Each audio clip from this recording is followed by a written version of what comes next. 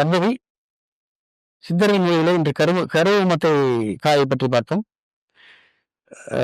சித்தர்கள் சொல்றாங்க, பலியில சைவ பலின்னு ஒன்று இருக்குது. மிருகவதை இல்லாம சைவமான ஒரு பொருளை நம்ம பலி கொடுக்கிறோம். இதில் வந்து கருவமத்தை பெரு பங்கு வகிக்கிறது. கருவமத்த காயை எடுத்து அதை மேலிருந்து கீழாக நான்கு பகுதியாக அதை வெட்டி